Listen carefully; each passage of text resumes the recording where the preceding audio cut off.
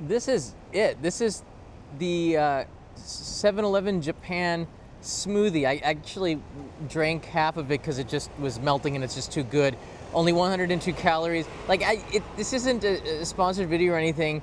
It's just, oh, there's yogurt in there? Okay, there's a blueberry yogurt smoothie. And I went inside here. This is the 7-Eleven right there. I'm in Tokyo. Peter, a buddy of mine introduced, he said to me, have you had the new 7-Eleven smoothie? He's like, no. So I wanted to go in here and check it out. And I was pretty blown away. I went inside the freezer section here. Check it out here. Let me show you the experience. Here, you got to get this at the freezer. Usually it's in the back of the store. And by the way, not all the 7-Elevens have this. You can see let me see here. There's 3 different kinds of, or is there 5? There's 5 different kinds of smoothie here. There's a mango, papaya, is that? A blueberry yogurt. This one's like a pineapple melon with kale or something. I'm not sure what that is. Banana with some blueberries in there, I guess. I'm not sure. Hold on, well, I'm gonna play this again. I wanna check it out, but I got the blueberry yogurt one. That looks pretty darn interesting, doesn't it? I love the fact that seafood, the see-through cup in there. I don't know, is 7-Eleven doing this in other countries? You buy it and then you take it to this machine. It's sort of similar with the coffee. Don't remove the lid. First you have to scan the QR code. I didn't do that. So I had to go into the trash and get it. Luckily it was right on the top there. Overflowing, my gosh. You scan it on the bottom there and it knows which flavor you picked, I guess, because each one is blended differently. I don't know, it's like weird. Look at it's weird and it's curious and it's cool, and I'd never seen anything like this. So you put it in this machine, it's kind of steamed up, but there was a place on the side where I could do it. Okay, push OK, and it gets to work, sort of. I was wondering if I was gonna be able to see it, but on the corner there, you gotta push the OK button again, and it goes inside. And then look at this, it drops in some water, so it fills it up to there. I mean, this is like flash frozen fruits to keep it as fresh as possible. It's still frozen, but smoothie's supposed to be frozen, so it's not too bad. And then the blender starts to do this, and then it just goes crazy, which is what a blender does. I know that. I feel like a 12-year-old kid looking at something that's just so cool. Like a science project gone completely right. I guess there's cubes of yogurt in there, and you can see it getting mixed up by the machine. On the iPhone 14 Pro, of course, doing that stupid macro mode automatically, which I absolutely hate. It tells you it's in the middle of working. It only takes about, I don't know, like 20 seconds or so, and then it comes out. And I was just surprised that not everybody was getting one. They're so darn good. There's got to be a catch. It can't be healthy. It says 100 and there's got to be a catch. Right? All right, let's look at the flavors here. There's double blueberry yogurt smoothie. That's the one I got. There's the mango pineapple smoothie. On the right there, there's a green smoothie on the top. I guess there's some blueberries in there as well. There's a blueberry yogurt one. Okay, that's the one. I should have gotten the double. Maybe there's not. And then there's an Ichigo, a strawberry banana smoothie right there as well. It's hard to read it off of the screen. That one with the green one in the center looks pretty interesting. It's pretty, oh, I'm a little too close. Pretty interesting. So how does it taste? This is really freaking good. Like, did they have this last year? Did I just completely miss this? I'm not a big smoothie person. I think fruits spike your insulin and, it's not good for you in that sense. A little bit goes a long way. Certain fruits you should probably avoid. But I'm not gonna ruin the party, man. I'll take a little insulin spike, just a little bit. It's really good. That's all I really wanted to share with you today. It's not a lot of information. It's just, I don't want to bother any of the, I want to be respectful to the customers here, but I just wanted to show you where the machine is on the corner. You can see what the door is open. It's right there. That's it right there.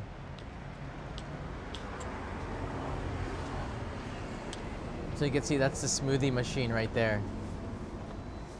That's so cool.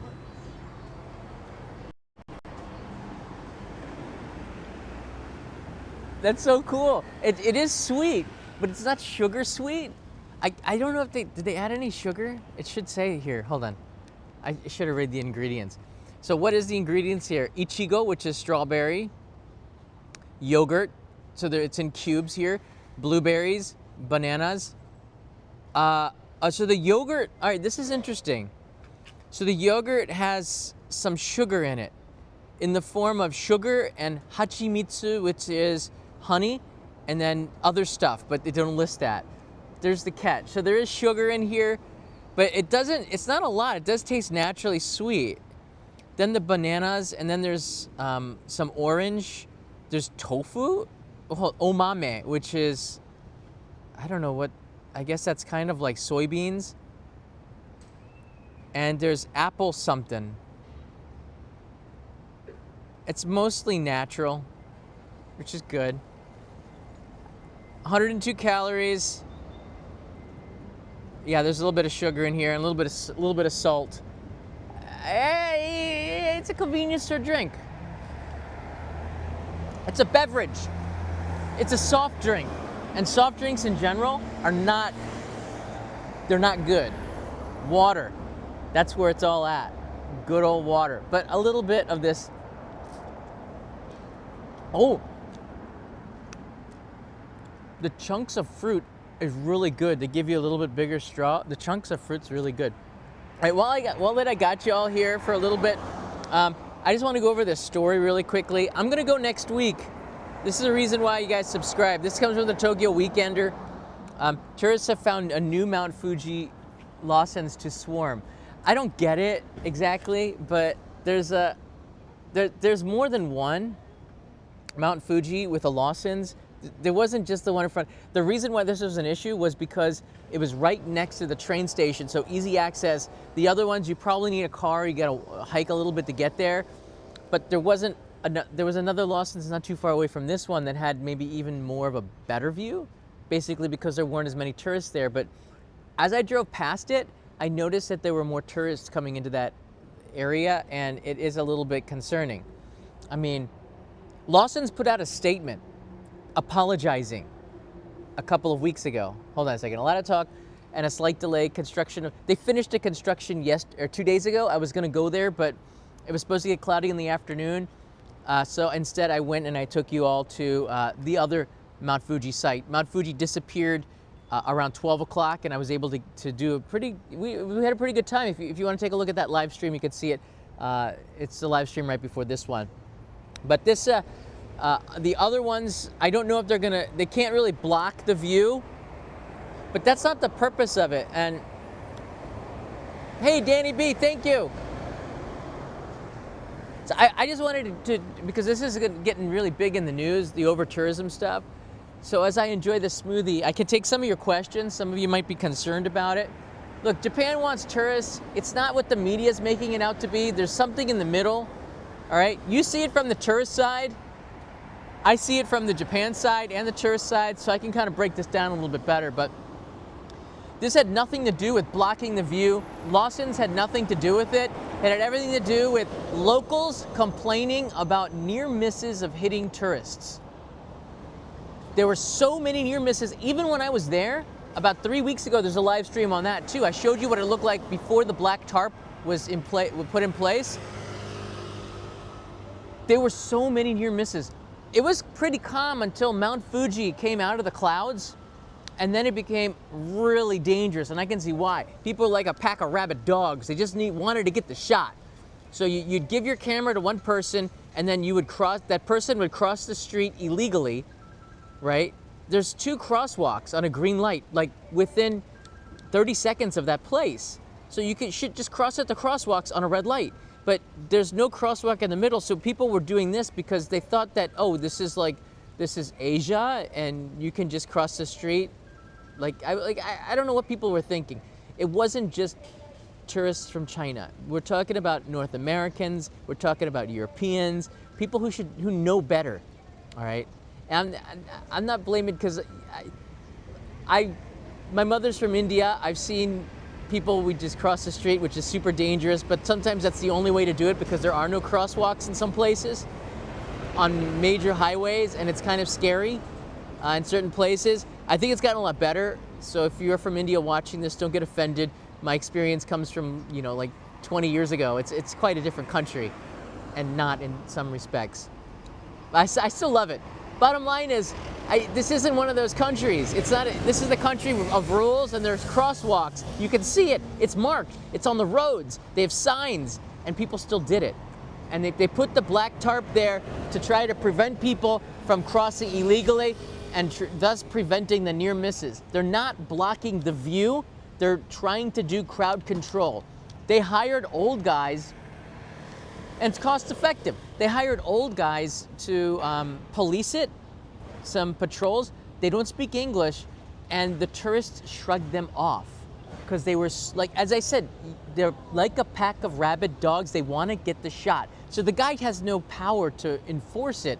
He can't actually, whip you or pull out a gun or fine you. He's not a police officer. The police have better things to do than ticket jaywalkers, which is probably not good for tourism. It's a tough spot for the city. You have to understand that. This isn't the only place where this has happened. I'll be making an episode on this. I'll go back to Kawaguchiko next week. Make sure you subscribe. I'm taking you with me. We're going to go see Mount Fuji and see how good or how bad this is. And perhaps I'll take you to another Lawson's and see if the view, what's it like at that other Lawson's. I'm really curious about this, so I'll take you next week. So this will be really interesting as I finish this smoothie here. But for everybody who's watching and worried about this, first of all, the majority of the people here probably weren't going to get that shot. They didn't really care about it. I looked at the comments. Many people thought it was silly. Yeah, I know. But then 2 days ago, I went to another Instagram spot, and it was kind of fun to share with other people. I don't know, just taking a picture, which is something we do too much on our smartphones, and enjoying kind of the view and talking with people, and all joined in this kind of crazy thing. I thought that was kind of fun. So sometimes I'm a little bit overly harsh on this kind of stuff, but I did get the shot. You guys want to see the shot? Hold on. All right, I got the shot here on my phone. It's kind of fun. So I mean, I can't knock it completely, but yeah. Actually, oh, here it is. You want to see the shot? Here's a shot. There you go. That's the shot. I jumped. Actually, I didn't jump that high, but it looks a lot higher than I thought I jumped, but maybe it's not that high. If it was like Jordan, he'd probably be jumping off of the platform here, looking pretty good in the middle of the mountain. Need a trampoline. Don't do it, tourists, if you're coming here. Don't bring a trampoline and get that shot. But what's really fun when I was there, this is on Instagram as well. I put it on a tripod that's shaking, like a cheap tripod. And I don't know, people got in the shot, which I loved because, I like people. And this gentleman was from the Philippines. I don't know who he is. And he came out to say hello, and I said hi to him, and I asked him where he was from. And so it's like meeting people with Mount Fuji in the background. This summarizes the channel to me so much, and this live streaming channel, because I love to meet all you guys when you're here. So that was fun. He's saying, I'm from the Philippines. I'm like, rock on. And I don't know, I guess he's waving to the other people. There's like a group of people at the base of this. I don't know what to do. I didn't really think, I forgot the poses that I wanted to do, so I was kind of lost. So I'm just doing the classical poses. I don't know.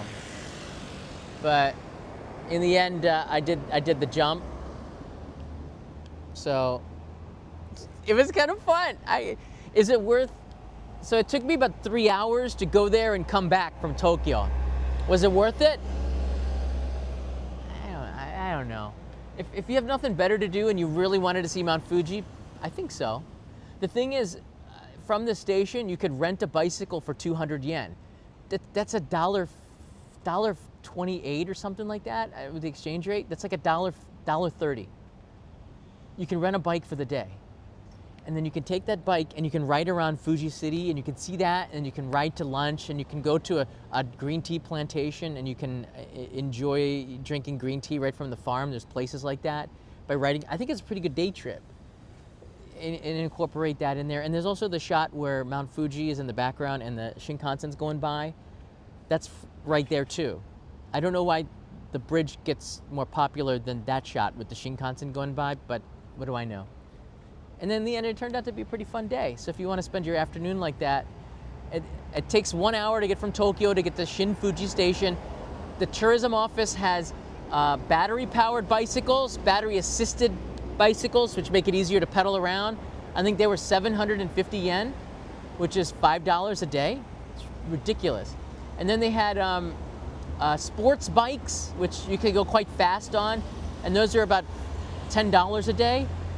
And you can make a day out of it and get active, you know. I liked it. So, you know, kudos, shout out to the people at Shin Fuji. And I only say this because I was there. I wish I could bring this up. I was there and I filmed the Mount Fuji cup of green tea episode, the perfect cup. In there, I ride a bicycle around there with the help of Fuji City, and I wanted to show off some of the stuff that they had. That was a cool experience. So you can get that at Shin Fuji. So maybe that's part of it. But how much for a K car? You can rent cars from about $30 a day from the Smile Rent-A-Car, but the insurance is kind of puts that up a little bit. They're kind of fun to drive for like a couple of hours. You know, bicycles are not allowed on the expressway, and neither are hitchhikers. Neither are hitchhikers. All right, that's all I got for you today. Again, it's a pretty good smoothie. It's melting now. I would recommend it if you're in Japan. I like what 7-Eleven's doing. Don't eat all of your meals at convenience stores. Please don't do that. Please don't do that. You can find better homemade restaurants and support mom and pop shops as much as convenience store food is good, but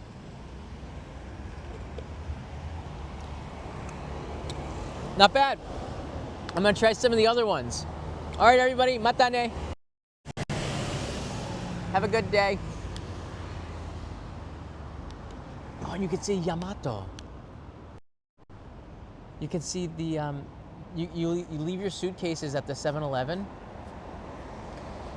and they'll send it to your next hotel, and you can see a lot of people have left luggage to send off. Smart. Mata ne.